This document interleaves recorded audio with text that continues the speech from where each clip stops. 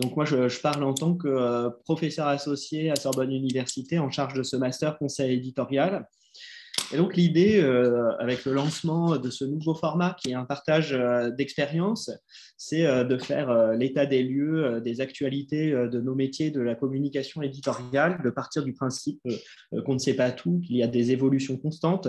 et qu'il faut suivre ces évolutions et qu'il n'y a rien de tel que de s'adosser à l'association des anciens et à l'expertise de nos anciens pour suivre l'actualité de la communication éditoriale, que ça soit dans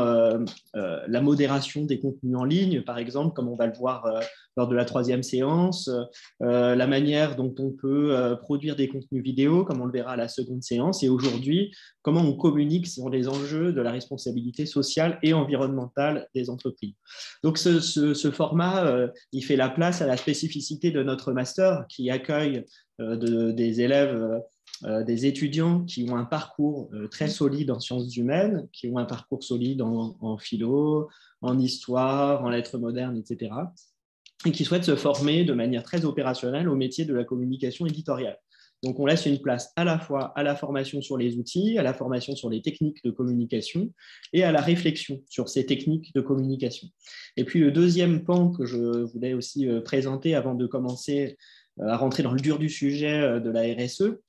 c'est de dire aussi qu'on se situe dans une logique à la fois de formation continue, c'est-à-dire qu'ici, c'est un lieu aussi pour les anciens pour faire l'état des lieux de nos connaissances, de l'évolution des connaissances, pour continuer à se former à des problématiques, soit des problématiques qu'on traite dans le quotidien de notre travail, de nos postes, soit des problématiques qui sont un peu plus éloignées de nous, mais qu'on pourrait importer très bien dans notre lieu de travail, dans une nouvelle appréhension de certains outils ou de certaines problématiques. Et puis, c'est le moment aussi de souder les différents éléments de la communauté du master, que ce soit les anciens, les étudiants, les enseignants, et puis surtout les entreprises qui prennent nos étudiants en stage et avec lesquels on est dans un lien de plus en plus proche, finalement, puisqu'ils ont identifié les compétences de nos étudiants, leur capacité de réflexion sur les sujets, leur capacité opérationnelle. Et donc, l'idée, c'est de pouvoir aussi former une communauté